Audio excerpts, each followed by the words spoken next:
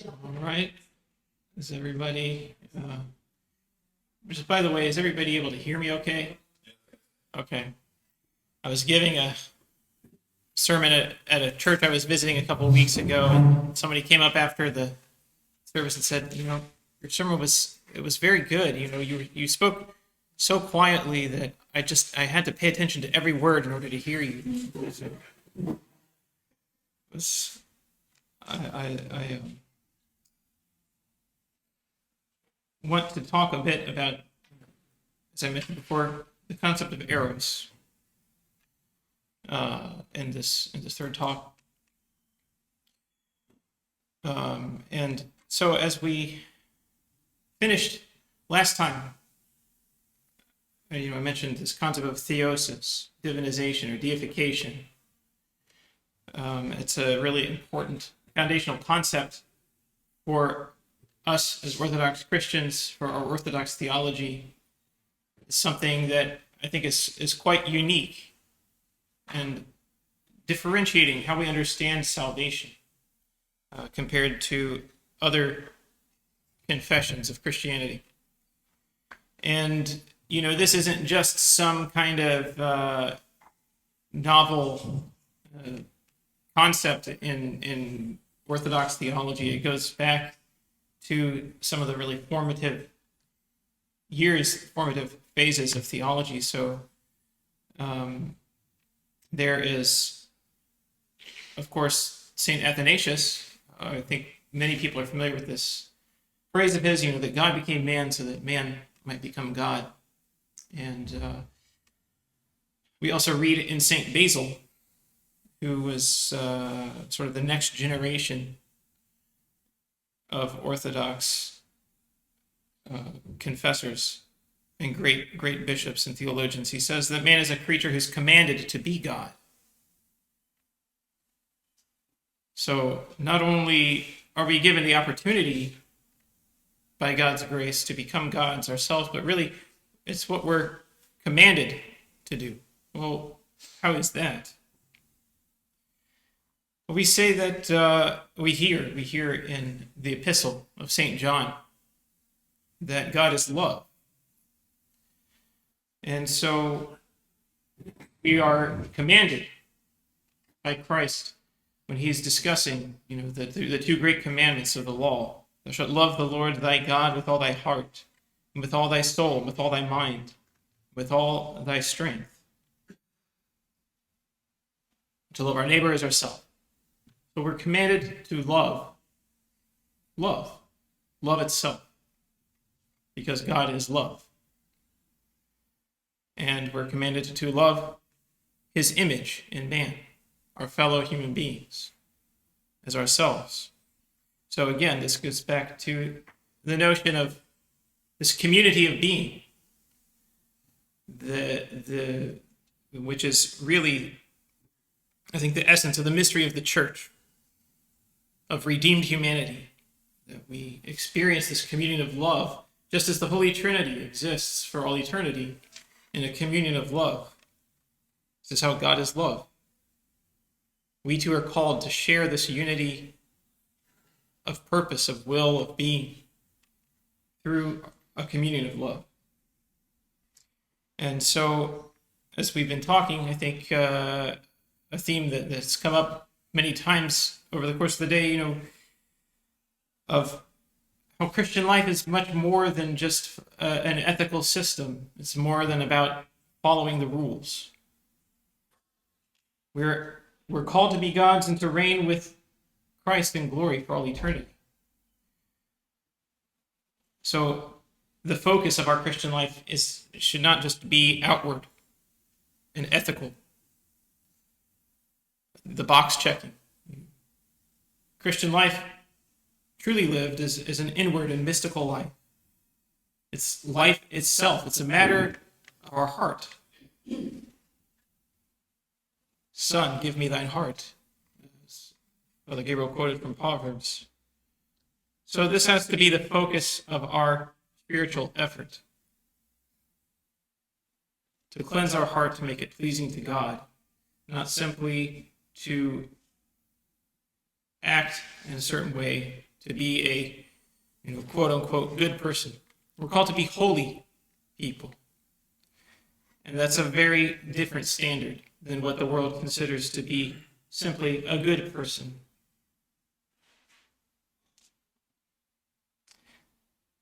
Well, how do we avoid complacency and smugness and lukewarmness or spiritual burnout and actually get past this external surface of our faith so that we can actually nurture a zeal for spiritual life that is sustainable, that's healthy?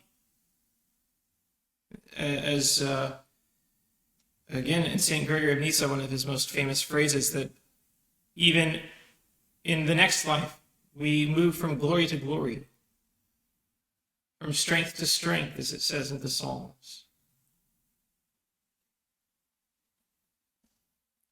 Well, let's take a step back and just consider that wellspring of initial zeal that I think all of us have had at some point for spiritual life. We come to Christ through different paths. And myself and many of the monks are converts, adult converts to Orthodoxy. I think how many here were born Orthodox? So, whether we are converts or cradle, as we often say, even for those who are raised in the faith, there has to be, at some point in our lives, we have to consciously come into a willing acceptance of the faith, a willingness to actually live a Christian life. And being raised in the church is, of course, a great foundation, but all of us face this choice. And so at some point, we wouldn't be here today if we didn't make that choice. And of course, this comes about through God's grace. Christ says, "No man can come to me except the Father call him." It's a mystery. But I think we can say what happens is that at a certain point, we fall in love with Christ. We come to some sort of perception. Our spiritual eyes are opened by God's grace, and we understand the truth of who, at least in some small way, of who Christ is. We catch some glimpse, reading the Gospels, or maybe it's, our participation in the services. We consider the solemnities of Holy Week, of Christ's Passion, the beauty of his moral teaching, or the beauty of his self-sacrifice on the cross. And our hearts are touched. There's a spiritual beauty. As Father Gabriel mentioned earlier, the cross really is about beauty. The beauty of the love that it expresses. So, we're made in the image of God's love, and because of this, I think we are fundamentally motivated by desire, right? We love, and we're drawn to the people and the things that we love. It may differ for each one of us, our interests, our likes, preferences, but we act in our daily lives on the force of desire. Now, in our fallen state, we often misdirect that desire. We seek our fulfillment in material things, in base things, power, wealth, food, drugs, sex, whatever it is. Or, we can even rely on other people, human relationships, merely human love, whether it's romantic love, the love of our family members. But you see, the problem is that because we are made in God's image, because we have an immortal soul, our soul isn't satisfied with these limited realities. There's a boundless energy that's contained, this divine spark within us. And so when we just immerse ourselves in the things of the earth, we end up being frustrated and dissatisfied. Our desire thinks it's going to find satisfaction, but ultimately it remains unfulfilled. It remains barren. We remain restless.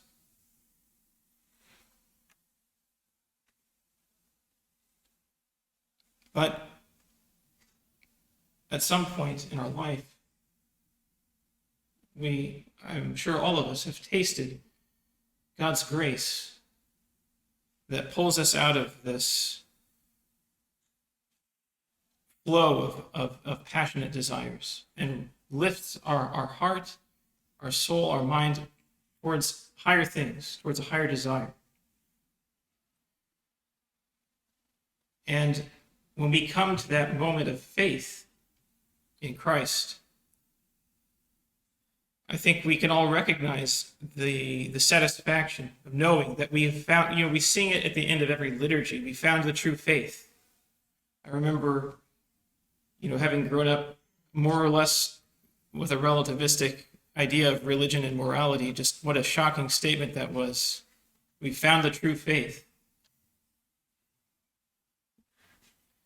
But our heart recognizes the value when we come to love God and we accept orthodoxy. But for those who are converts, and I would imagine for those who, whether we're born in it, we have that conversion experience. And so we can live off of that for a time. Coming to orthodoxy, I can say, from the outside, it's, you're kind of like a kid in a candy shop at first. There's just so much to take in. The services, the thousands of years of history, saints' lives, and hymnography, iconography, and of course the sacraments themselves, theology. But, it all seems so kind of enchanted and grace-filled at first. But then over time, this kind of sensation dulls a little bit. It fades. That initial sweetness we call the honeymoon period. I think it's true with Orthodoxy. It can be true with any number of relationships or circumstances. It can be kind of, how would you say, confusing. We think that it seems so great at one time, and then all of a sudden it starts to fade, and we think, well, what's wrong?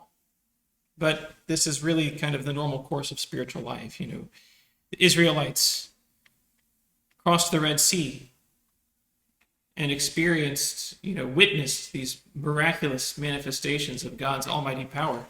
But then they had to spend 40 years in the wilderness before they reached the promised land. Christ was baptized in the Jordan, and the Trinity revealed itself for the first time to humanity. But then he went into the desert for 40 days and fasted in preparation for his earthly ministry. So we see that this is simply how we grow spiritually. We receive this revelation, you might say. We receive an experience of God's grace.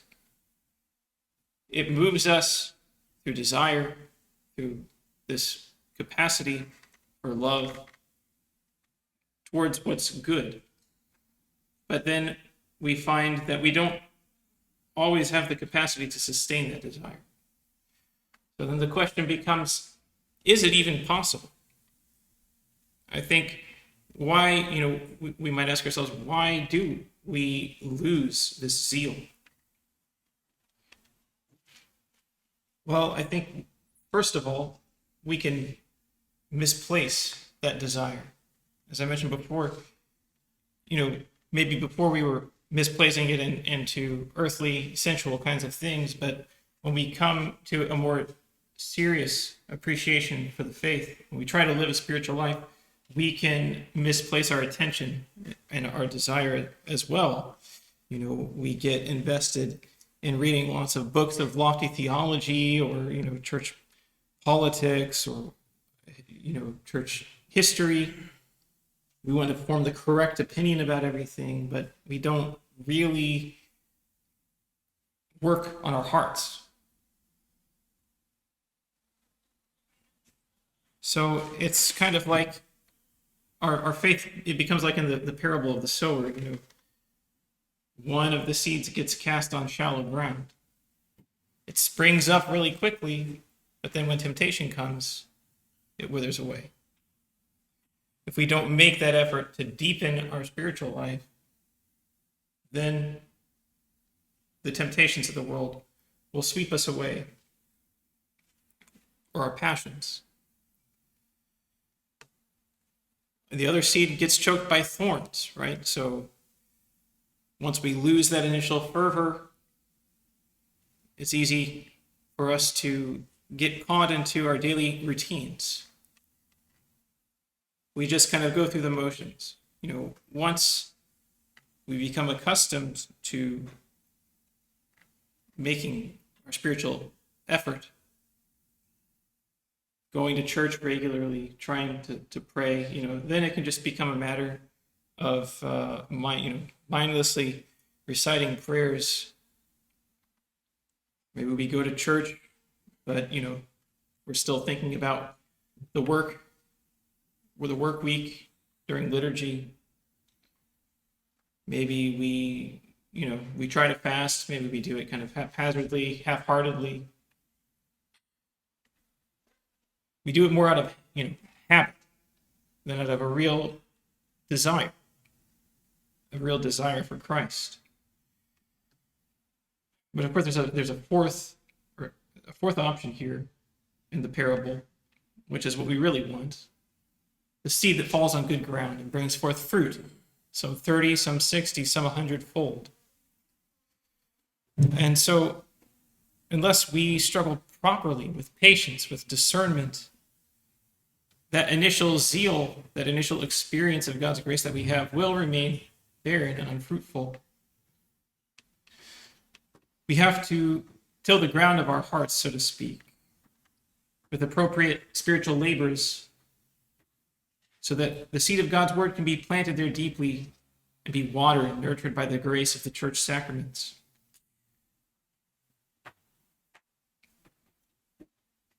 Our hearts are stony and hard. They're damaged by the sinful inheritance of our fallen nature. And so it requires effort and labor to clear the ground in order to activate that grace that we're given when God calls us to him. So if our concern is to nurse, to sustain that desire, that initial desire, we should try to think a little bit more clearly about what is its precise nature. Well, St. Gregory of Nyssa has this definition, you might say. He says, love that's strained to intensity is called Aeros. I want to say that, we have these different ideas of what love really means. In Greek, there are multiple different words. The one we hear most often in the New Testament is agape, which is sometimes rendered in English as charity. It's this sort of self-sacrificing, self-giving sort of love. But I want to talk about this concept of eros. it often has the connotation in English, is where we get the word erotic. That is something associated with sexual desire. But, in the discourse of the Church Fathers, it takes on a broader meaning. As we see in St. Gregory of Nyss's definition, he calls Eros love that's strained to intensity. Dr. Timothy Petitsas, who is a contemporary Greek theologian, defines it as the love that makes us forget ourselves entirely and run towards the other without any regard for ourselves. This, I think, of course, it characterizes what we often call romantic love, this idea of falling in love with somebody. But I think in a spiritual sense, it also characterizes the nature of that desire that we have for Christ when our heart senses his spiritual beauty. And in any event, it's this power of Eros, of the desire, that pulls us out of ourselves and shapes our life in all sorts of ways. You might even say that we are fundamentally erotic creatures in the sense that we like what we like. We're constantly drawn out of ourselves by this desire for love, seeking satisfaction in the people and the things that we desire. We try to expand the boundaries of our life, of our being, so that we can unite and integrate the objects of our desire into the sphere of our own existence. If you want to understand in a more practical sense what I'm trying to get at, just think about what happens when you do something that you love, when you're doing something that you love to do. You say, well, we lose track of time. It seems to, just to fly by. Our mind is active. It's engaged in the task at hand. We're totally attentive. We may even forget to eat or to drink or to sleep. We're so invested in what we're trying to do that our normal bodily needs are pushed to the side. And I think we can also say something similar happens when we're around those that we love. To be in love is an example of what we're talking about. When you want to be with someone as often as you can, you're apart, you can't stop thinking about them. Constantly preoccupied with your relationship with them. If you upset them, you're anxious about how to win their favor back. We even call it being love sick. You can lose your appetite, become so anxious that you can't sleep. You feel as though you would do anything for this person without even sparing your own life. So these are what you might call everyday experiences that we have, Eros. And, it doesn't necessarily have to do with sexual desire per se. But I think the important thing for us to consider is that it's desire, it's this power of Eros that shapes our attention.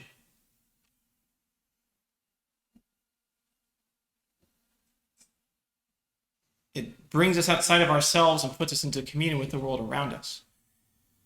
And so when we're thinking about prayer, when we're thinking about spiritual life, that's the important thing. We have to try to nurture this divine Eros. If we want our attention to be fixed on Christ, if we want our attention to be fixed on the needs of those around us, if we want to enter into genuine Christian love for our neighbor, it has to be moved by this divine Eros, not simply by a sense of obligation, of moral obligation, of duty. That only gets us so far. That if we rely exclusively on that, that's when we start to get brittle and burnt out.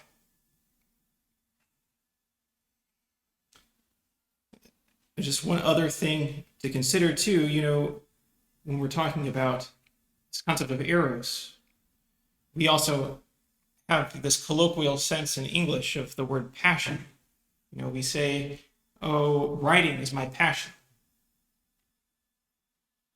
And of course, I think this can get confused because when we read the writings of the fathers, ascetical literature, they're talking about passions. It's very bad. Fighting against the passions. And so we have to understand that this kind of colloquial sense of passion is not quite the same thing. Otherwise, we might get the sense that in order to be good Christians, in order to live a spiritual life, we have to become some sort of, joyless automaton that has no feeling, no, life in them, no personality. And of course, in the examples of the saints, we see that this is far from the case. Timothy Petitsis, again, the Greek theologian, defines this colloquial sense of passion as sustained and committed longing. I think that's a good way of thinking about it. In that sense, we have to have passion, a passion for Christ. A longing that is sustained over a long period of time, over the whole course of our life. It's an expression of our commitment, of our love for him.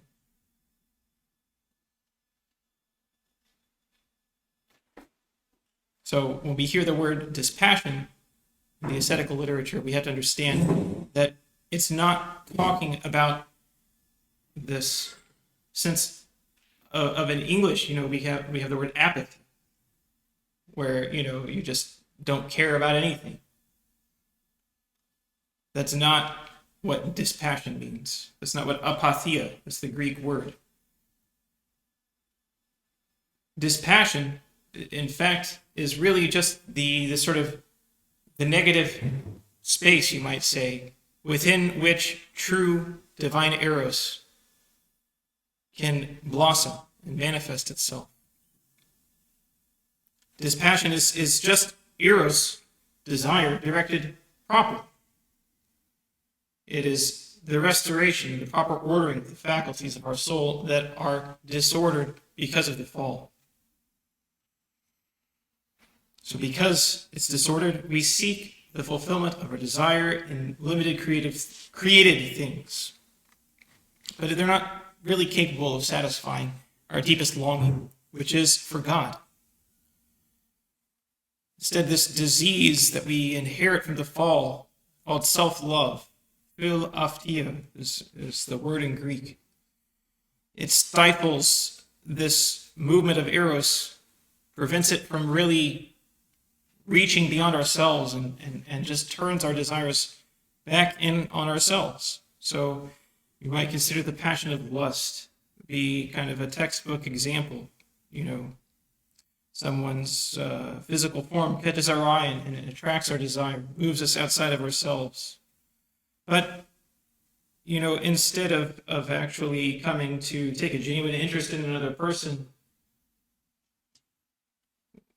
we can just remain simply at the level of being captivated with our own sensations and feelings of physical pleasure. We turn this other person simply into an object, an idol, that we use as an instrument to gratify our own desires. And so we actually shut ourselves off from the possibility of having a proper relationship, a proper loving communion, where we see the image of God in someone else and can relate to them accordingly as a spiritual being. And same process can happen with any other sort of material thing. You can have it with respect to food. Instead of eating it with thanksgiving, with gratitude, with a recognition that it's God's gift to sustain our life in this world, we simply focus on our enjoyment of the food. We become ensnared by the desire for pleasure, and so we overeat. We forget God, and our minds become dulled by the sensation of bodily pleasure. So our Eros fizzles out because we fail to direct it consistently towards our highest good, the highest aim. And it's very hard for us to reorient ourselves. That's why it's called being hooked, right? We say we're hooked on something. It means you'll go back to that same physical pleasure again and again, even though you experience the law of diminishing returns, even though you know it's not going to be as satisfying this time as it was last time. And so then we seek for different ways of exciting more pleasure, of wringing as much pleasure out of our existence as we can. Even when we know it's bad for us, even when we know it's not really going to satisfy us. How do we free ourselves from this, you might say, prison of desire? Well, going back to what I said before about our initial conversion, we can think about the spiritual desire, the Eros, that seized us in our initial conversion to Christ. So, again, we can get immersed in material things. We can also, when we try to live a spiritual life, as with Father Gabriel and I have mentioned at various points today, we can try to turn it into some kind of self-help program. We try to pull ourselves up by our spiritual bootstraps, so to speak. We turn the practice of fasting simply into a diet. We try to push through the hunger just by sheer willpower. We read spiritual books and we apply the things that we read there without ever consulting an actual priest or spiritual father. We build up some kind of false image in our minds of what a good Christian ought to be. And we try to conform ourselves to this rigid stereotype. And then, we drive ourselves crazy, basically. This is how people end up getting burned out, because they form unrealistic expectations of what Christian life really requires of them. They don't struggle in the right way. So this too is Eros, but it's gone awry. Because it's still focused on our ego, on ourself. That movement of Eros gets stifled. We have to realize that the only way out of this trap of self-love is by learning to keep our desire fixed squarely on Christ, and to remember that St. Paul says, I strove to know nothing among you except Christ and him crucified. We understand that the Christ that we love, who called us to himself, is precisely the crucified Christ. We, of course, desire consolation, spiritual joy, peace, all of these blessings, spiritual blessings. And we think if we're not getting these kinds of feelings out of our spiritual life consistently, then we're doing something wrong. But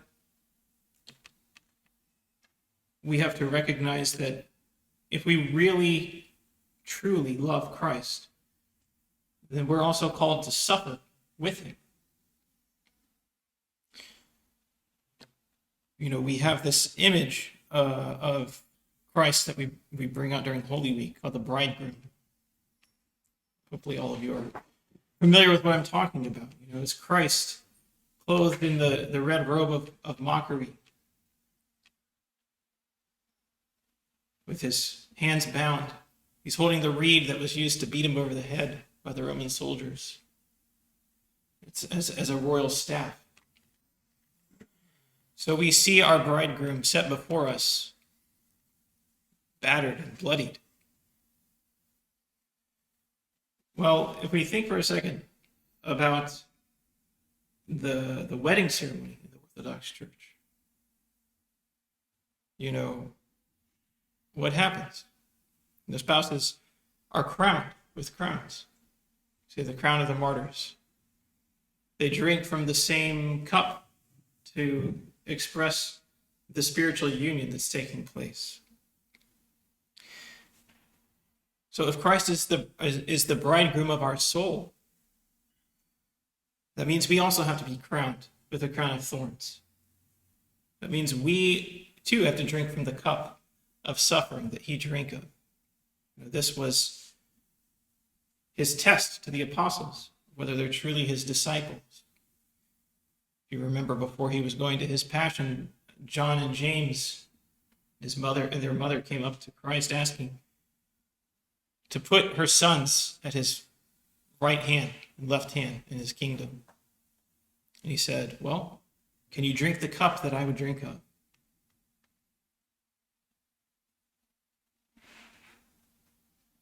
He means, can we carry our cross? Can we go to our own Golgotha with him? But the problem is that our ego, our self in its fallen state, stubbornly refuses to do just that. Because it knows deep down, I think we sense, that really embracing the cross means the death of our self-will, of our selfishness. But it's exactly this stubborn refusal to embrace the cross, to really take our desire, the power of Eros, and nail it to the cross, to put the full force of our desire into it. That's why we just, coast along from year to year without ever seeming to make any real spiritual progress. It's why we still remain cold and indifferent.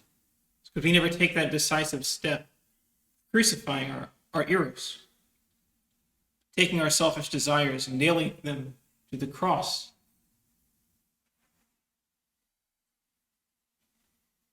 It's easy enough to say that we love God, but we have to ask ourselves too, how much are we willing to suffer for him? St. Silouan the Athonite, again, says that there's this direct correlation between our capacity to love and our capacity to suffer. He says that the greater the love, the greater the sufferings of soul.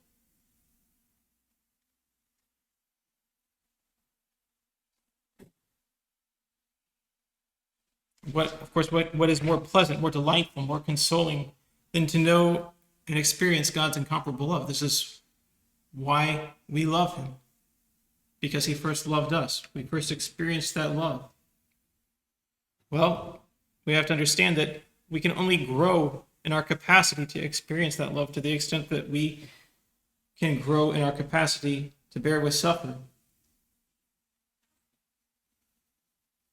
I just want to make a note that I'm not talking about some form of self-flagellation. This also doesn't cut it. That word self is still in there. Repentance does not mean simply feel bad about yourself, beat yourself up. That's only going to lead us to despair.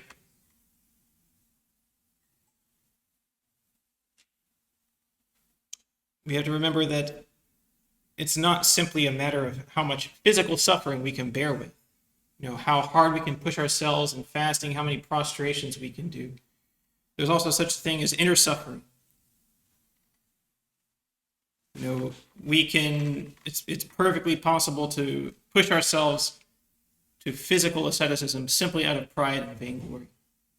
And when we do it in a self-willed way without spiritual guidance, that's exactly what it engenders.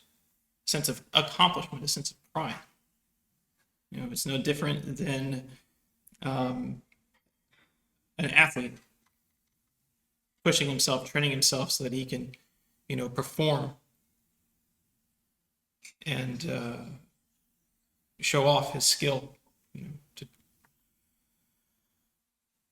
St. Cyril once says that love engenders sufferings of soul. There's an inner suffering that alone has the power to cleanse our hearts and to make it more receptive to God's love. So if we really want to come to know Christ, if we want to be united to him, we have to become acquainted with what the fathers call pain of heart. It's really only this pain of heart that has the ability to cast out our innate love for pleasure, our innate selfishness that's nested in our hearts as a result of the fall. It's not just bodily suffering. Even the sensation of physical pain can become an addiction. It's what happens when people engage pathologically in self-harm. It produces some sort of chemical response in their brains. So what are we talking about when we say pain of heart?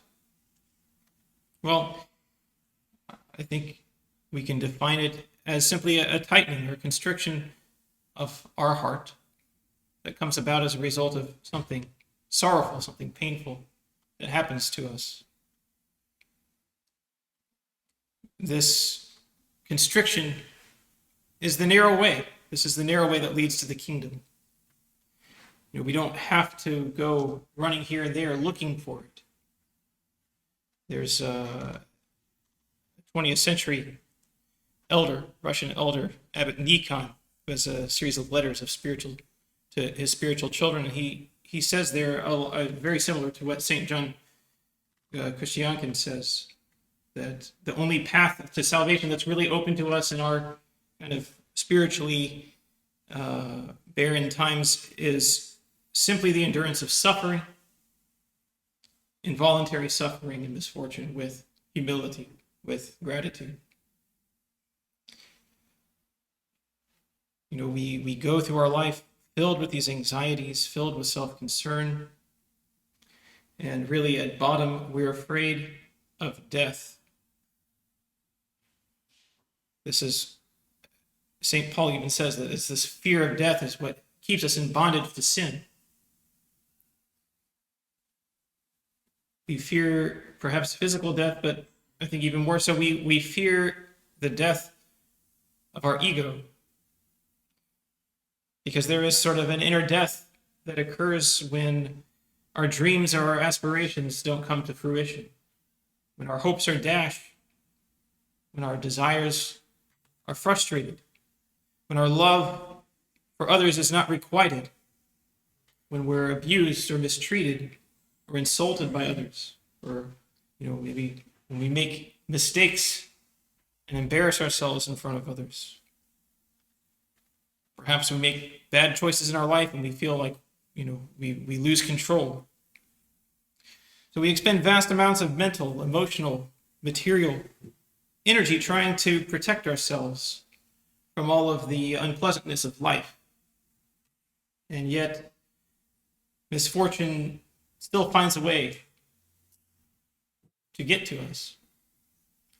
And honestly, we have to understand that in a paradoxical sense, if we do have a carefree, untroubled life that's just full of pleasure, that the saints say that means God has abandoned us.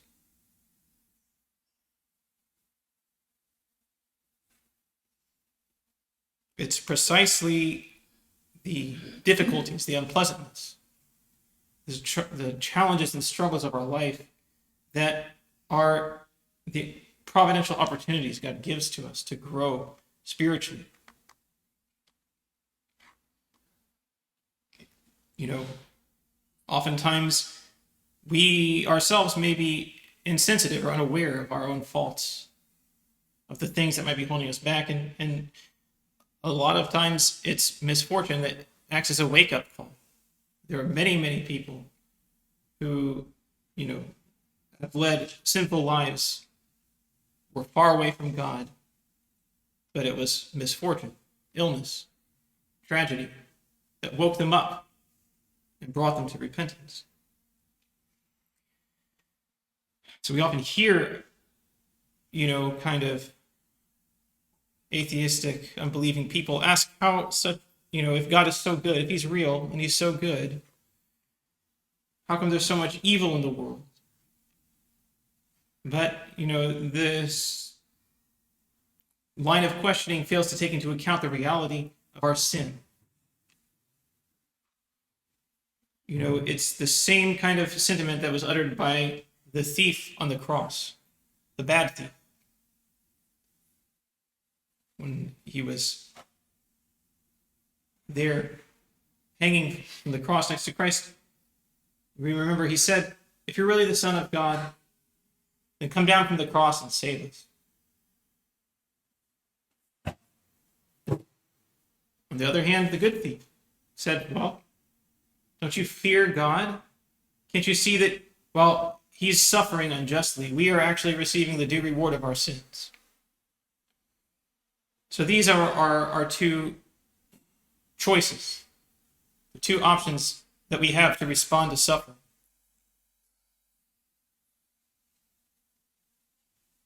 Either to accept it humbly as a purification for sin, or to say, why, God?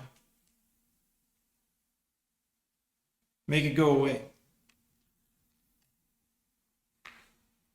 Now, this notion of fear of God and pain of heart are closely related.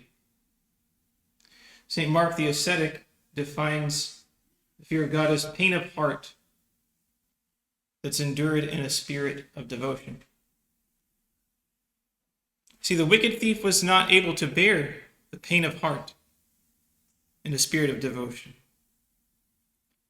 He was incapable of saying, God is just, I'm a sinner, and I receive what I deserve. Instead, he blasphemed God and asked why he wouldn't bring his suffering to an end. So if we follow the example of the good thief, then we'll find that suffering, the suffering in our life, the unavoidable suffering that we encounter in our life, will actually cleanse our hearts and bring it closer to God.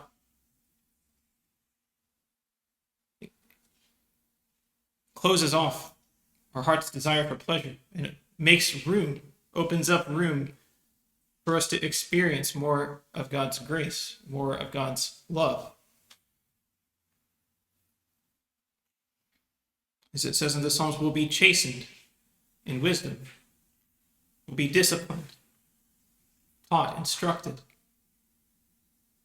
freed from the weight of earthly desire, so that we can that much more eagerly run towards Christ. It's in a strange way, it's this constriction, this inner constriction in our heart that's brought about by troubles, that actually has the power, like kindling a fire,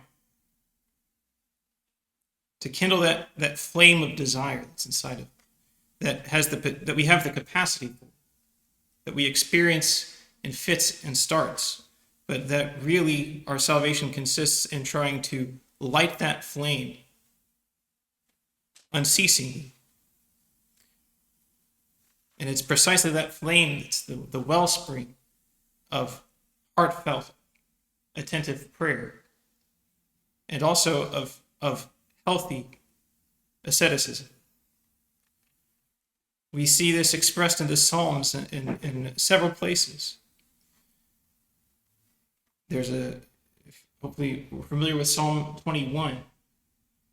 It's a rather long psalm, but it very clearly prophesies the crucifixion of Christ At one point it says, they pierced my hands and my feet. But it also says at one point, the psalmist in the person of Christ is saying, I am poured out like water and scattered are all my bones. And then in the next breath, he says, my heart has become like wax melting in the midst of my bowels. All the saints of our church see in this image an expression of the spiritual fire that's kindled through suffering. In another psalm, Psalm 38, he says, my sorrow was stirred anew, and right after, immediately, my sorrow was stirred anew, my heart grew hot within me, while I mused a fire burned. And old Paisios puts it quite bluntly, St. Paisios of Manathos, to pray with the heart we must hurt. So this is genuine asceticism. This is the wellspring of prayer. Suffering born out of love for the crucified Christ, which purges our heart of its love for pleasure, warms and softens it like wax melting in the fire, constricts and focuses it, nails it down to the inner cross of the will of God. But before we decide to take it upon ourselves to show initiative and to bear special self-chosen sufferings, all we have to do is simply first learn to bear humbly with the suffering that we don't choose. So once we learn to embrace all of the unpleasant things of our life, pain of heart, once we experience this cleansing and liberating power of suffering, then we realize that on the other side of our pain, there is a new and an inexhaustible life that God opens up to us. The resurrection always follows upon the crucifixion. And when we deepen our faith in this mystery, this mysterious spiritual process of our sanctification, then we may even start to understand the mentality of the martyrs who thirsted for suffering. They went joyfully to unimaginable torment. It says so often in the Synaxarion that their faces were radiant like they were going to their own wedding feast, as they were being escorted to the stadium to be, eaten alive by lions or put on, a torture wheel. But we have to be decisive if we want to experience this martyric mentality. See, we find, again, all of these spiritual sentiments expressed so beautifully and perfectly in the Psalms. Psalm 56, ready is my heart, O God, ready is my heart. In Psalm 37, he says, I am ready for scourges. I'm ready to be whipped. My sorrow is continually before me.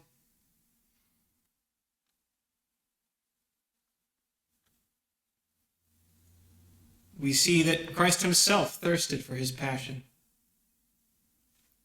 When he was approaching Jerusalem towards the end of his earthly ministry, in Mark's gospel, it records for us that he walked in front of his disciples.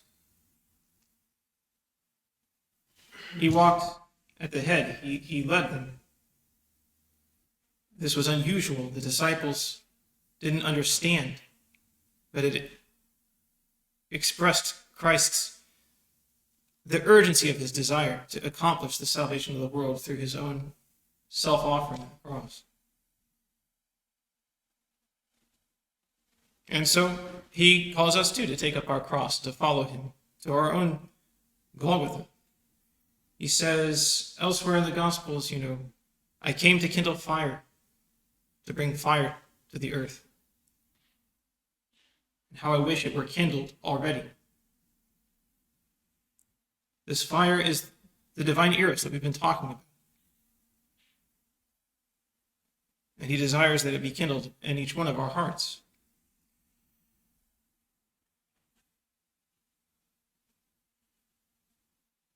We have to understand that if we don't make this resolution, if we don't really strive to cut off our self-will from the root, then we'll never realize the full potential of our nature to become deified, to become gods, as we are commanded to do.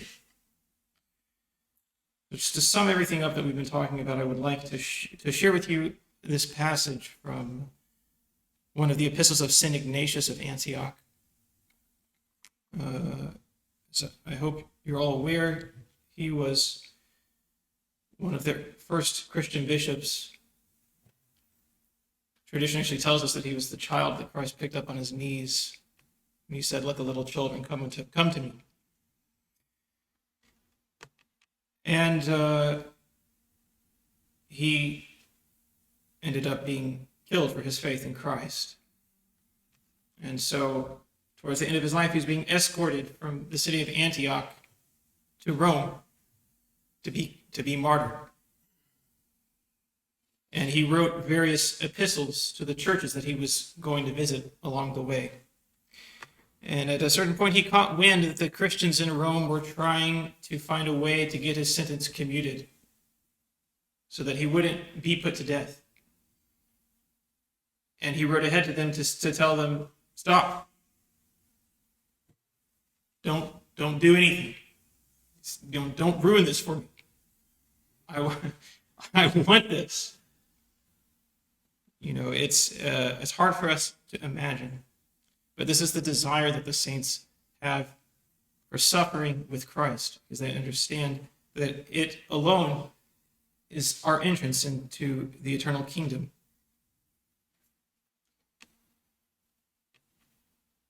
And there's one particular passage that expresses, I think, the intensity of St. Ignatius' desire most beautifully. He says, "The ends of the world and the kingdoms of this age shall profit me nothing. It's better for me to die for Christ's sake than to reign over the ends of the earth.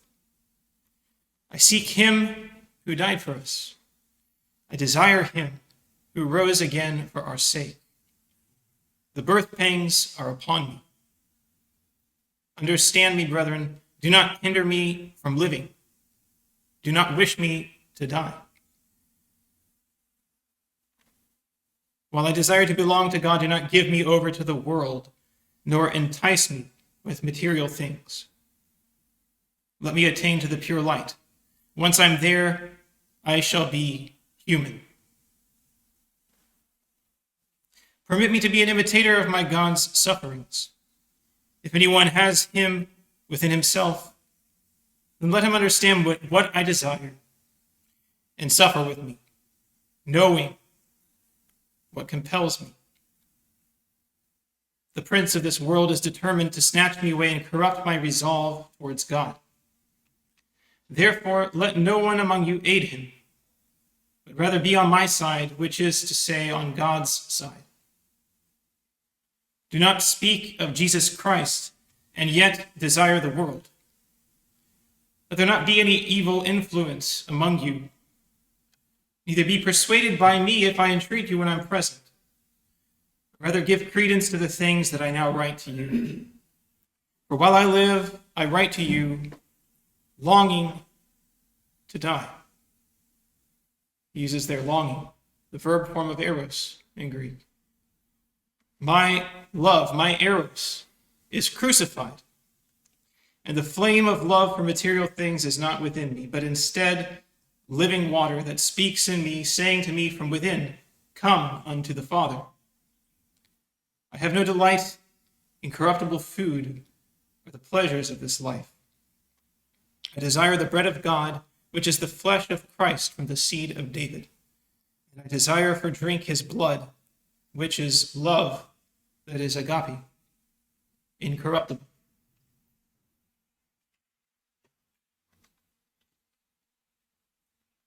I think that just about says it all.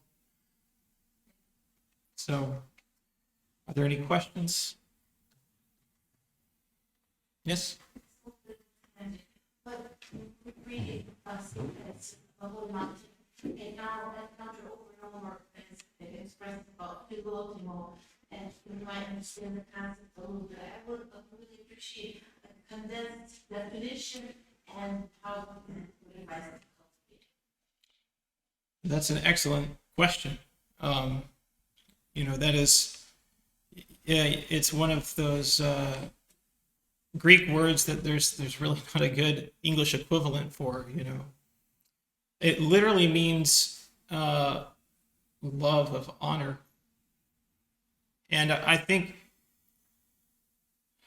it might, to me, literally it seems kind of counterintuitive to what Saint Paisius seems to be talking about when he goes on at length about philotimo. But I think perhaps a good way of understanding that love of honor is that it's a sense of spiritual nobility. It's a deep sense of our self-worth as human beings who are called to be God. And so it means we act in a way that upholds, the honor and nobility of our true nature.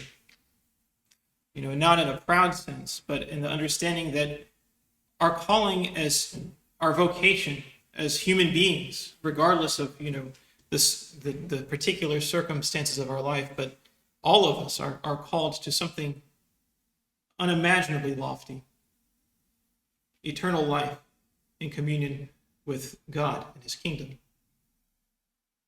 And so often we just are not cognizant of that on any level. We just are immersed in our earthly life, cares, our pleasures, and we forget God, we forget eternity, we forget the kingdom. And so we act in a way that's base, lowly. And that, I think, fundamentally characterizes sin and passion. That philotimo, a sense of our spiritual, the high calling of our life, the true purpose of our life, means that we're going to then act with a good disposition. That's the other thing, it seems to me, that St. Paisius emphasizes, is that it's this element of philotimo that motivates us to struggle, that motivates us to act in a God-pleasing way, not out of a sense of external duty or obligation, but really from a love for God, a love for Christ. Is that helpful?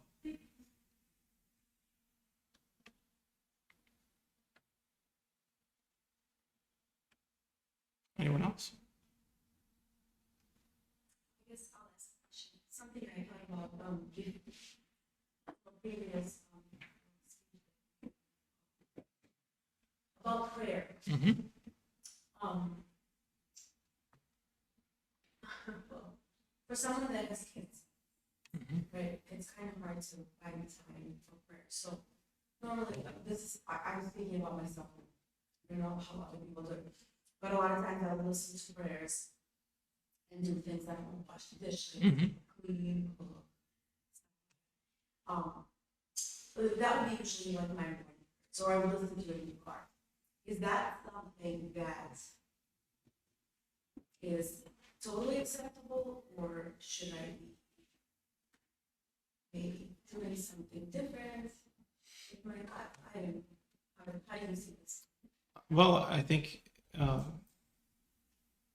finding ways of incorporating prayer into your daily life, whatever form that takes, is it's a good thing. It's for instance, at the monastery, the novices have it's just a part of our rule of life. The novices are typically responsible for cleanup after the meals. And while they are cleaning the dishes and everything like that, they're supposed to be saying the Jesus prayer verbally, out loud, which, of course, just is meant to cut down on idle chatter and things like that. But it's just another way of bringing prayer into our daily life. But I still think that it's important to try and carve out even some small space where you can converse prayerfully with God, and removed from the activities of life, removed from other people. That's why in a monastic context, the fathers say that a monk flies to heaven on two wings. One is liturgical prayer, and the other is private prayer. So our personal prayer, private prayer time, is just as important as, listening to prayers while you do other things. Absolutely nothing wrong with that. But I don't think it's not fully a substitute.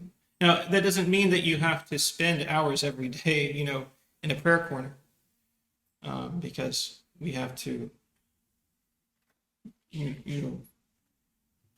live life. We have various obligations and responsibilities. But as St. Gregory of Nyssa detailed at length, we think that we have to.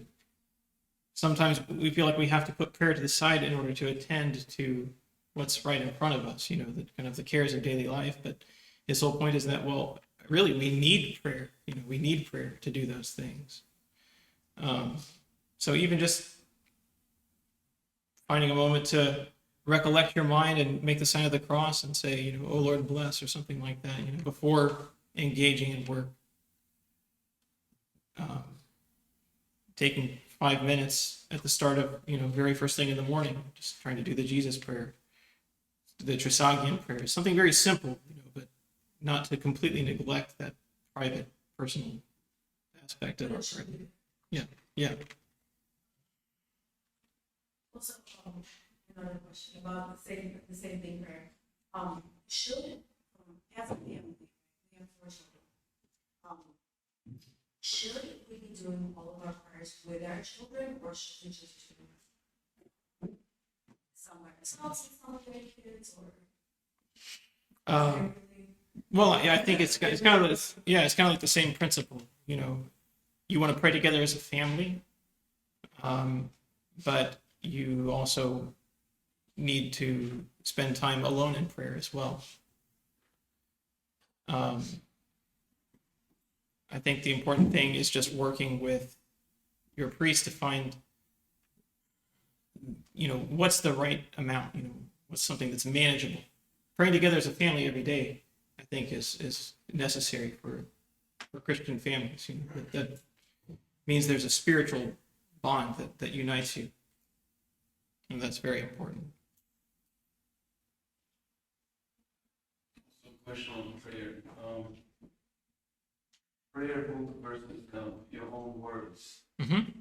What the best practice? Is there a time where you can pray in your own words if you feel like it, or is it better to stick to the book?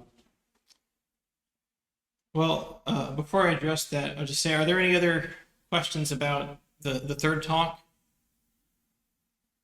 Because I think we're going to try to have some joint Q&A time, so maybe Father Gabriel, if you want. How are we doing on time, Father Gabriel?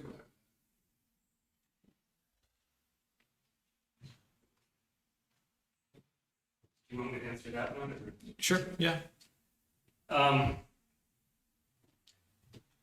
Again, these are things that I don't think there's one generic answer for everybody. This is something to ask your spiritual father about. I think it's very important, especially for beginners in the spiritual life, which almost all of us, if not all of us, are beginners in the spiritual life, to use the prayer book very significantly, because these are men who really knew how to pray, who really achieved much greater heights than we certainly can on our own. By entering into that, they will teach us how to pray properly, how to pray in the right way for the right things. Like it says in the scriptures, how would we know what to pray for if the Spirit didn't teach us? Well, how does the Spirit teach us? Through our Father. But with that said, Just one other thing too. I think it's especially important, not that we don't do it in the monastery, but especially for lay people, when there's not the daily church services, this is a connection to the life of the church, to the prayer of the church, that everyone, all Orthodox Christians together, praying these morning, evening prayers from the book. It's very important to stay united with the church in that way. That's one of the great gifts that the church gives us. But I also don't think that it's anything exclusive. We do also need to just pour our hearts before God in a natural way. And the more that we use the book, the more we will see, what they call extemporaneous prayer, prayer from our own words. It will become richer, more meaningful, more beautiful. So it's definitely not either or. I think both are important. And probably there's a sense of progression in the Christian life that begins very, very heavily with the written prayers. And then by the end, maybe not so much, although I don't think it's ever good to leave them aside entirely. But again, that's just my opinion. Everyone is in a different place, and this is really a question to talk to your confessor about, I think.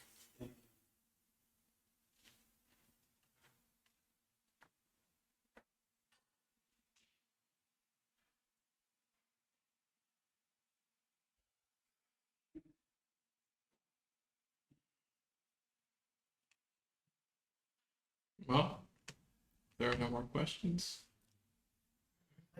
I have, Sure. Okay. so, uh, this is for me, but generally speaking, if someone's in a service where it's different language, aside from following, the actual physical book, let's say you bring the book, it's very easy to get distracted. Is it appropriate to say the Jesus prayer during service, or say it, or try to focus on something else, like icons in the church or something, when you don't understand word for word? You'll hear different opinions. Leaving aside the question of not understanding the language, you'll hear different opinions from different fathers about whether it's good to say the Jesus prayer during church or not. Some say you should always pay attention only to the words of the services. Sometimes they say pay attention to the Jesus prayer, either one. Sometimes they say switch, and when you get distracted, you go to the other one. But I think most people would agree that if you don't understand the services, the Jesus prayer is wonderful. Of course, it's good to do that. It's maybe not the only option available to you, but I think very few people would. I mean, maybe Father Basil disagrees, but I don't know of very many people who would say not to say the Jesus prayer in a situation like that. Okay. Any other suggestions? The more that you know the service itself, the more the language will not become as important. Especially, it's very easy with the liturgy because it's almost all the same. If you're going to go to Matins or Vespers, maybe it's a little bit more difficult, but the grace of the Holy Spirit is there. The holy mysteries are there. The holy icons are there. Of course, not to at all downplay the importance of the liturgical texts. They're very important, but just because we're deprived of one form of grace, if we are, God will always give us a different form of grace instead. It's like with people, the early monks who weren't able to receive Holy Communion very often because they weren't priests, they were out in the desert. God gave them grace in other ways. But that, of course, we are obligated to take advantage of what God does give us. And I thought, well, the fathers, St. Mary of Egypt, she didn't go to church, so why should I go to church? Like, obviously, it's a completely different situation. But if through outside of your own control, you can't take advantage of one thing, God will give you something else instead.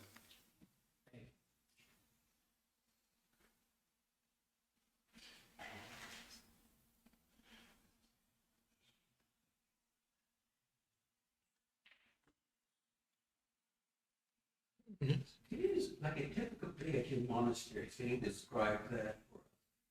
Sure. Yeah. What time do you get out? Well, our daily morning services typically start around. They start at 5. So 5 a.m. Yeah, 5 a.m. And I would say, each monk also has private rule of prayer for the cell. So many people will get up prior to the morning service in order to fulfill some or all of their prayer rule. So, the exact time that everybody gets up is a little bit different, but we all gather in church by 5 a.m. And we do Mass and liturgy. So that's usually over sometime around 8 o'clock. And then we begin work at 9. So we have a morning work period from 9 to noon. And we reconvene in church for the 6th hour. And then we have lunch immediately after that. We resume work at 1:30 until about 4:30, or then the evening service starts at 5 p.m. Vespers, dinner. We have compline at 6:30, and the day ends around 7:15, something like that. So, and then we have basically the bell that tolls for,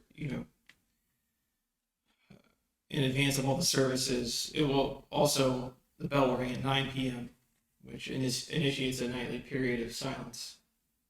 So from 9 p.m. until 9 a.m. the following morning, there's no, conversation or anything like that goes on.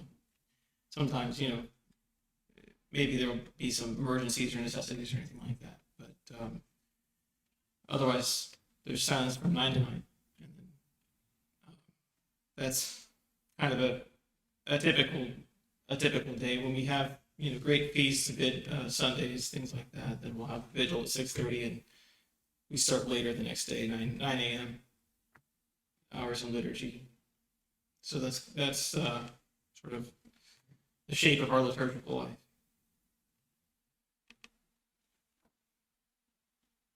Do you have any other questions about the You law? have your private reading that you want to read, the reading will be after you retire or accompanying. There are various, there are kind of times throughout the day, either after the morning service or in the middle of the day. There's a little bit of a respite after compline to do, reading, or some monks have like morning and evening portions of their cell rule. Others, it's not quite so. It's not confined to a particular time of day, so that there's an element of flexibility there in terms of what between each monk and his spiritual father. But certainly the cell rule is a common element. We try to design our liturgical life so that as many of the brothers as possible can be at all of the church services, but the individual rule of prayer and reading varies fairly widely depending on people's circumstances and strengths and what they themselves need. But as Father Basil said, it's universal. Some monasteries, they so heavily favor the liturgical life and the other obediences that there's very little private prayer. But as Father Basil mentioned earlier, we try to make sure that everyone has both, but what that looks like varies quite a bit as far as the private rule. And you also have a parish, do you have parishioners or no? Well, that's an interesting question. When the monastery moved to West Virginia in 2000, a growing number of people began to use it as a parish. Eventually, there was a regular parish founded about 15, 20 minutes down the road to try to absorb a good deal of that. There are still a few parishioners who, for one reason or another, it's not convenient either in terms of their circumstances, their spiritual life, to go to the parish, and so some do come. But that's more an exception than the rule, although of course our guest house is full basically all the time, so there are pilgrims with us for nearly all of the services. So on Sunday, do you celebrate like liturgy for the parish? No, there's an assigned priest for the parish. So just the brotherhood clergy, or unless especially Father Basil, but a lot of times we are called to fill in for some area parish if the priest is out of town. But aside from that, everyone serves at the monastery on Sunday liturgy for the monks and whatever pilgrims and a few parishioners. Are you stretching, or you have a question? First off, how many monks are at the West Virginia monastery, and then what are the methods that you guys go about for supporting yourselves and everything?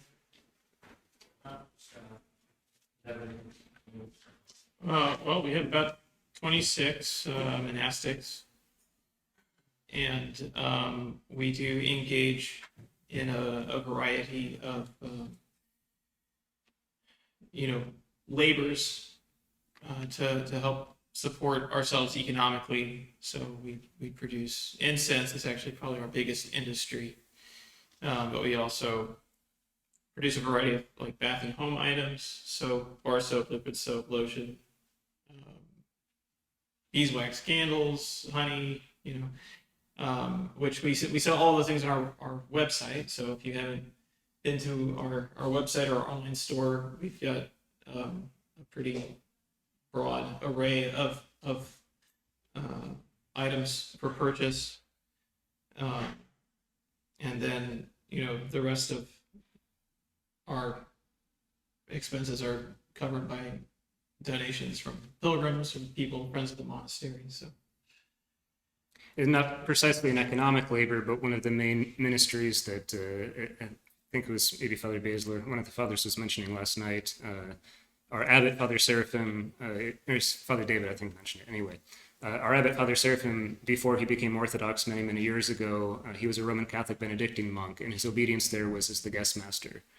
So whether through his own gifts or through the providence of God, probably some combination of that, despite being basically in the middle of nowhere, one of the main ministries of our monastery is hospitality and offering people a place of prayer, of silence, of spiritual retreat, to which certainly we invite all of you, any of the people in your parish. We would love to, I know some of you already come, we would love to have all of you come. The other thing I would add too is Father Seraphim feels especially strongly about providing a place of rest and retreat for the clergy, for married clergy who bear much, much heavier crosses than we do. And I know even from my own limited experience that it can be very nice to just be able to stand in church and pray without anybody wanting something from you or relying on you for some sort of thing. So, Father, if you ever need a break, please come and see us.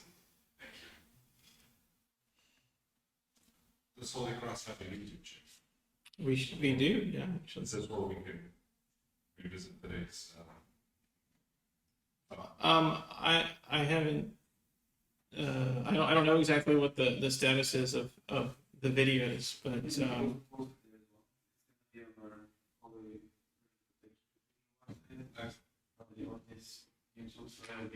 multiple sources where we will share this. excellent.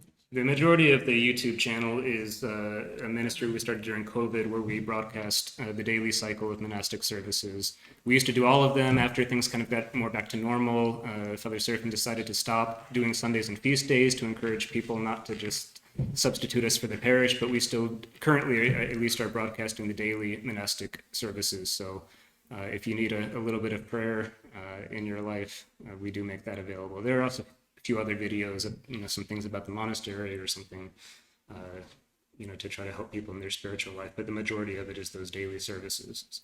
Well, since you mentioned the YouTube channel too, I'll just also mention that as essentially as part of the growth of our the sort of the ministry of hospitality, the growth of the monastic community, and also just kind of other people moving to the area to be close to the monastery. We began building a new church a couple of years ago to house everyone, because our current spaces in church and trapeze on Sundays, their feast days were kind of at capacity. So it's a miracle actually that our current trapeze is still standing.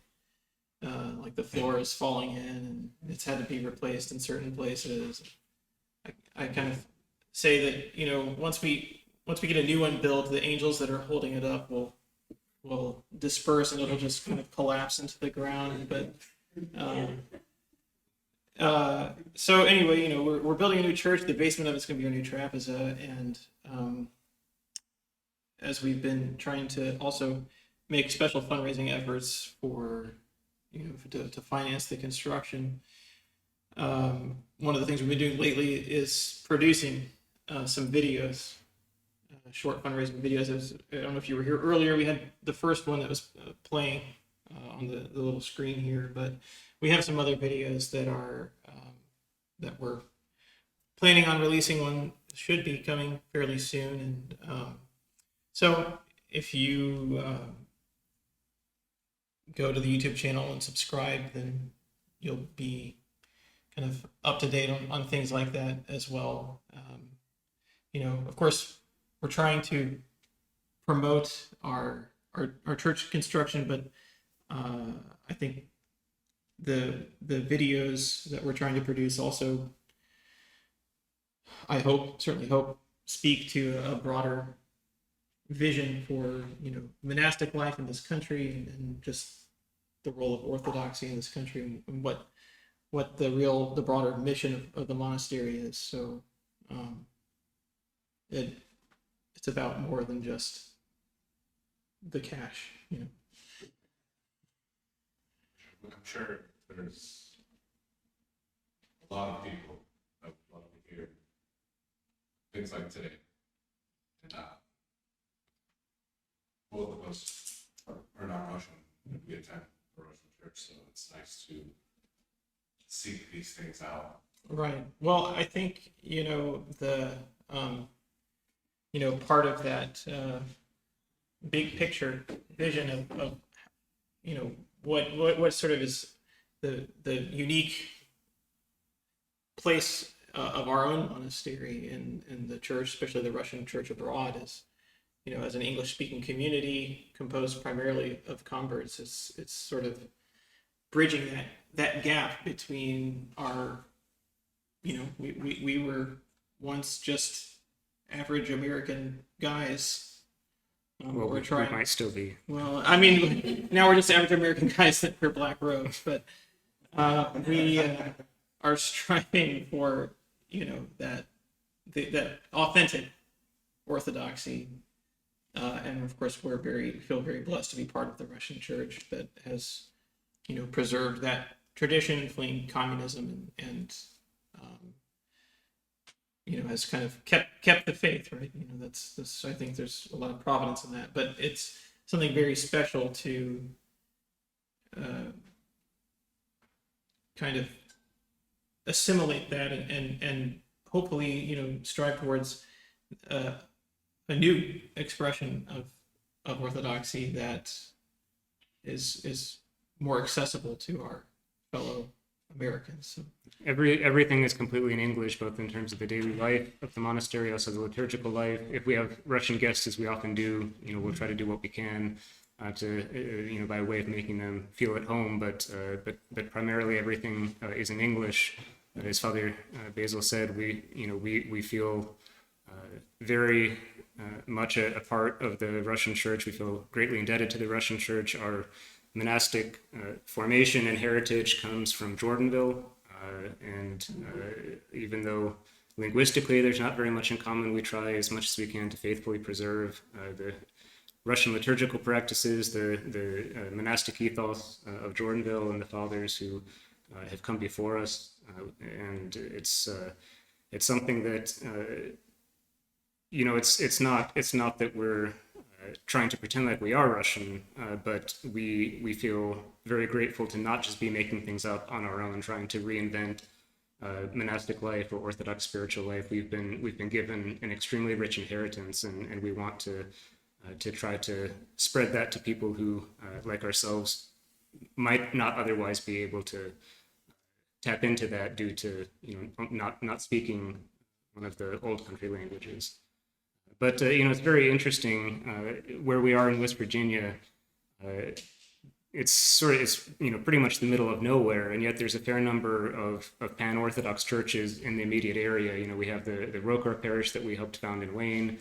We have an Antiochian parish just down the road. There's a Greek parish in town, and then some OCA and some other Antiochian and Greek parishes in the surrounding area. And there's really a tremendous amount of brotherhood that exists there that God has allowed us to be a part of, and really it's a great blessing, and it's something that again we feel like as much as we can, we need to try to share, because we hear from other places, other circumstances. People don't necessarily have that. Things are more siloed and isolated, and maybe even there's some animosity, and unfortunately, we're all human. But at the same time, there was the priest at the Greek parish who's been a close friend of our abbot for many years.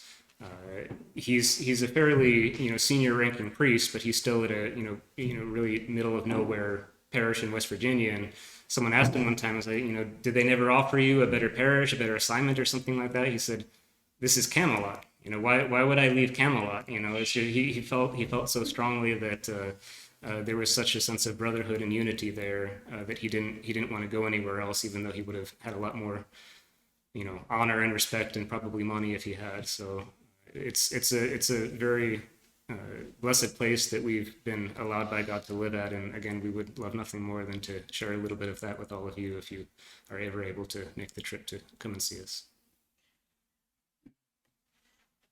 During my last visit to monastery, I learned about how the Holy Cross Monastery is built in the mountain of Optina Monastery. I believe one of the monks actually sort of did an internship with Optina Monastery. Can you talk a little bit more about it? Is that something you want to continue to develop? Well, I was one of several monks that's been to Optina before COVID, and now with the war, and the sanctions and everything. It's made for the past few years, it's made sending monks over there pretty much impossible. But for at least a few years before that, we really had been making a sincere effort to try and cultivate a more regular relationship with Optina Monastery, which, if any of you are not familiar with, it was kind of at the heart of a spiritual renaissance in Russia during the 19th century. It was closed by the communists and was given back to the church in the late 80s, and since then it's just kind of really resurrected. It's quite remarkable. When I was there in 2019, they had a brotherhood, I think, of about 200 monks, maybe 60 priests. Among the brothers, there's a skeet that's separate from the monastery that lives a bit more intense, strict spiritual life. So we got the chance to stay there and just really experience the tradition, right? And so our goal, we read all the lives of the elders as part of our monastic formation, during the novitiate, and so I think the elders are very close to each one of us spiritually, and it was very special to get to go there and see the places where they lived and prayed and labored, and where their relics are, and just to see what God has done in that place, through the labors of the monks there. It's genuinely inspiring.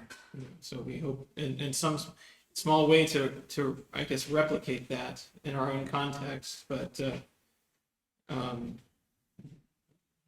it's kind of, being in America, it's kind of like swimming upstream, because the faith is very, it doesn't have a long history here, and it's very small. Whereas in a place like Russia or any other historic Orthodox land, you just feel this kind of current of grace. I think from all of the saints and the martyrs and just centuries of people struggling and praying. So at our monastery, we have a novice reading list. It's a list of, 50, 60 books that every novice is required to read. After that, it becomes the discretion of their spiritual father. But really, the backbone of that list is the lives of all of the Optina elders. That's really, in many ways, the core of the formation of the the vision of monastic life that we're trying to emulate as far as we can. Yeah, the full relics. yes, Are there any stars there today? Stars like Fathers of Sin? at Optina, you said? Yeah, not that posted. Yes. Well, I think there was Elder Eli I don't know. I don't think he's living there currently. I know he was there for a time, and he is kind of The city starts. someone, yeah, who kind of has a reputation for being, a kind of an authentic elder. But other than that, I don't know if there's, at least, off the top of my head or personally. I mean, we met many monks when we went there, many very men who are spiritual men, but I don't speak Russian, and we were there for a couple of weeks, so my exposure was fairly limited. But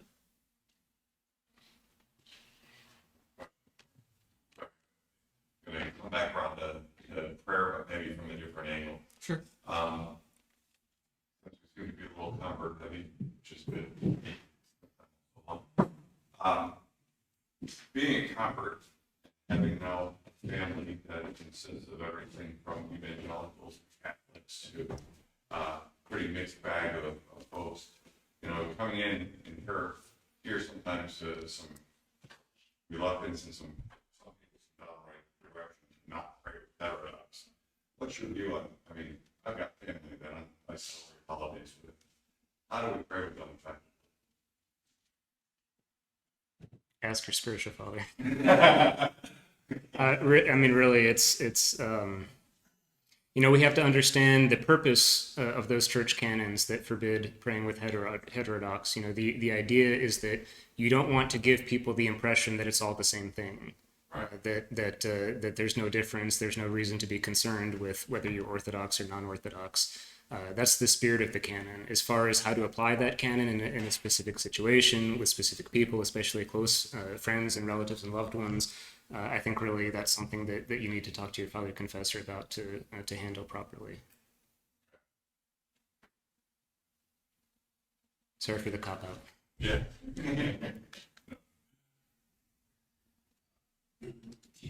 You ever, if you're Orthodox Christians, you ever engage with the world more broadly, given the opportunities, when you find any opportunities to do that, any other lectures, or if the topic is what the world considers spiritual, where you have an opportunity to present sort of the Orthodox point of view? I don't know if we have a lot of opportunity in like a lecture format per se. Obviously, our presence in an area of the country that's heavily Protestant, Baptist in particular, is itself kind of a witness to orthodoxy. The mere existence of orthodoxy, so we of course try to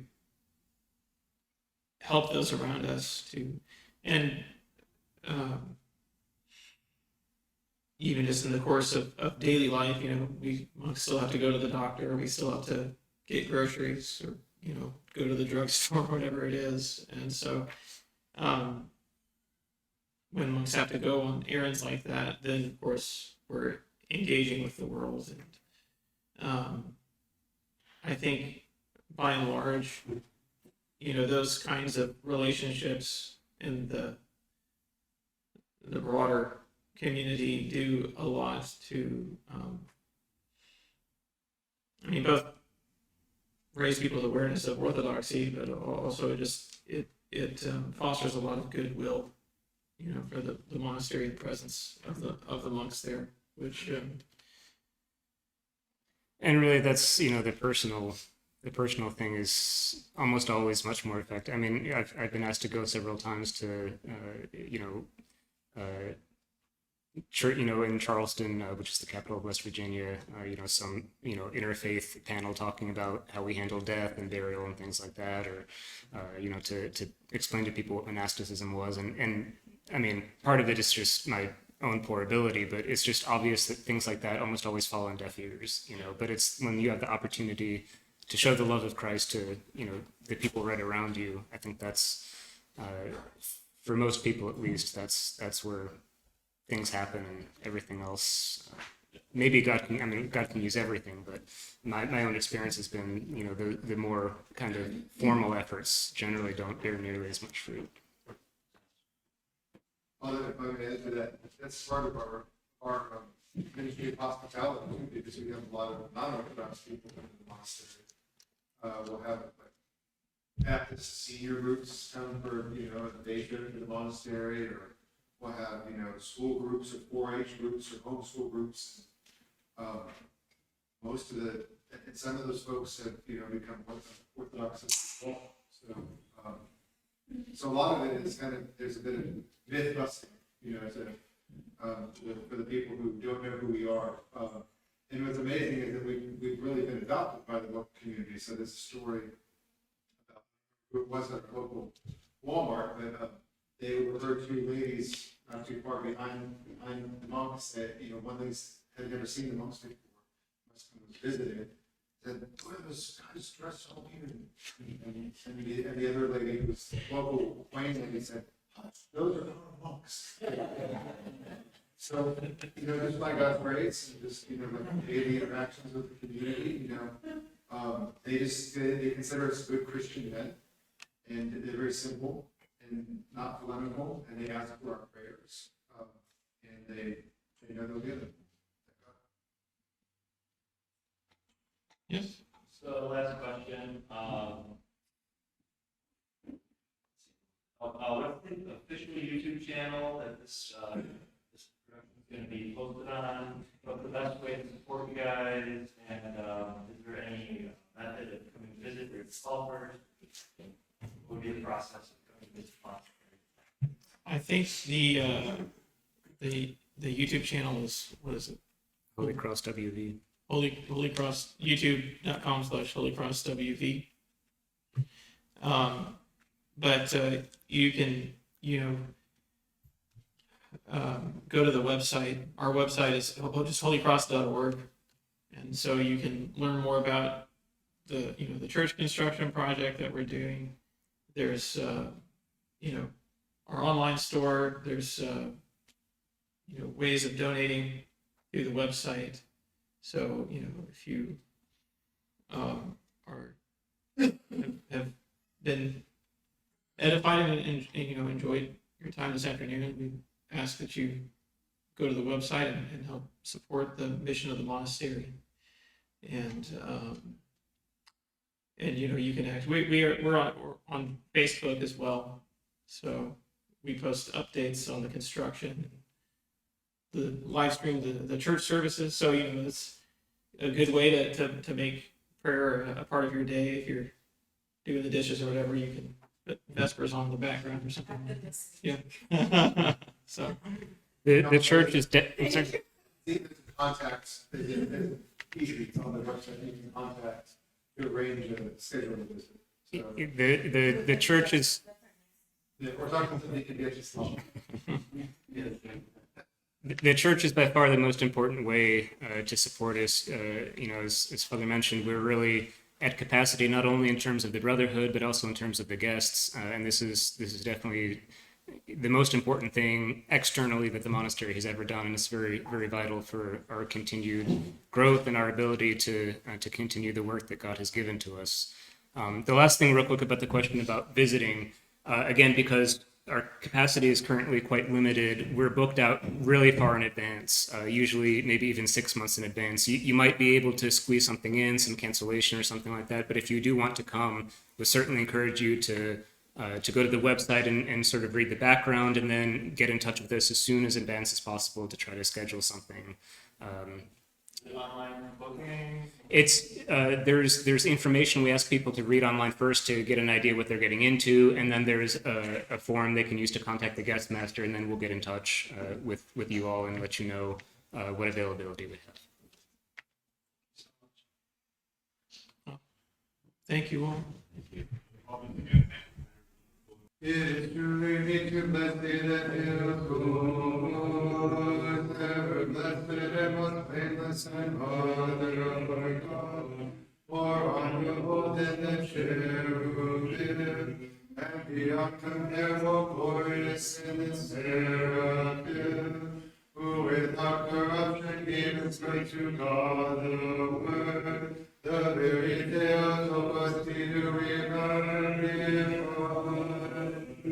Glory to the Father, to the Son, and to the Holy Spirit, both now and ever, and unto the ages of ages. Amen. Lord have mercy, Lord have mercy, Lord have mercy. Father, bless.